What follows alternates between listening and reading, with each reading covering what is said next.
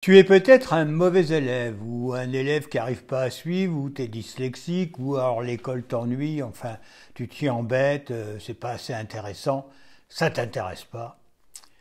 Et forcément, tout le monde te dit que t'es nul. Enfin, t'es dans les losers, dans mon époque, on disait t'es dans les caves. Euh, Écoute pas ça. Fais-toi confiance. C'est-à-dire, même si tu vas jamais obtenir un diplôme, soi-disant le diplôme qui va te permettre d'avoir des ailes, ce qui est faux. Si jamais tu n'y arrives pas, enfin, insiste pas. Essaye plutôt, même si on te prend pour un nul, qu'on n'arrête pas de te le dire, hein, tes parents, la famille, l'école ou autre, essaye de réfléchir à ça. Tu as quelque chose, tu es né avec une particularité, on ne va pas dire un talent, mais quelque chose que tu fais mieux que les autres, ou que tu penses mieux que les autres. Je te donne un exemple.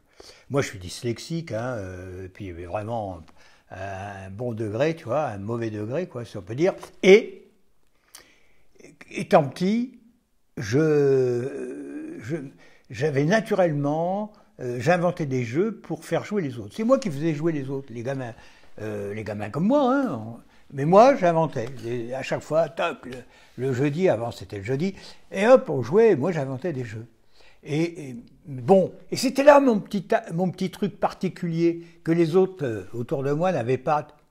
Et ce truc-là, bon, évidemment, je ne me suis pas rendu compte tout de suite, mais c'est ce qui faisait ma différence. Et c'est ça que tu cherches en toi. C'est sûr qu'il y a quelque chose sur lequel tu as une différence avec les autres. Tu sais, on est tous différents, hein. T'as des grands, t'as des petits, t'as des gros, t'as des maigres.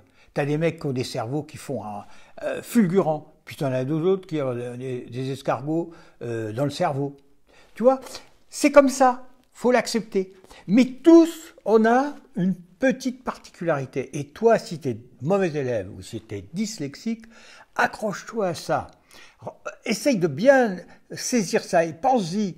C'est sûr que tu la connais, cette particularité. Alors, elle peut être minime. Par exemple, il y a un gosse, l'autre jour, j'entends les parents, il raconte que des conneries, le gosse. Eh bien, peut-être qu'un jour, il en fera des sketchs, et ce sera un humoriste très connu, tu vois. C'est ça que je voudrais t'expliquer. C'est vrai que j'insiste toujours sur YouTube, là, sur la dyslexie. Je répète peut-être un peu la même chose, mais c'est évident. Il n'y a pas quelqu'un sur lequel une fée ne s'est pas penchée pour lui donner une particularité mieux développée que les autres. On a un plus, ce plus, il faut que tu t'accroches à ça et que tu l'exploites.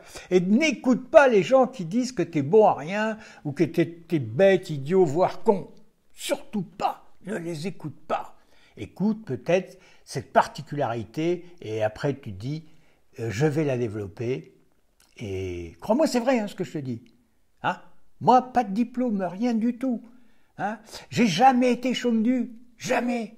J'ai toujours me suis débrouillé pour bosser. Alors tu vas dire, ouais, c'était facile à mon école. Tu rigoles. Quand tu n'as pas un diplôme, tu n'as même pas été au collège, tu fais des fautes partout, c'est pas facile pour toi. Il n'y a pas d'époque facile. Donc, allez, j'arrête parce que je suis trop moraliste. Mais accroche-toi, cherche-toi à cette particularité qui fait toute ta différence. Et tu verras, tu vas t'en sortir convenablement. Et bah ça les diplômes.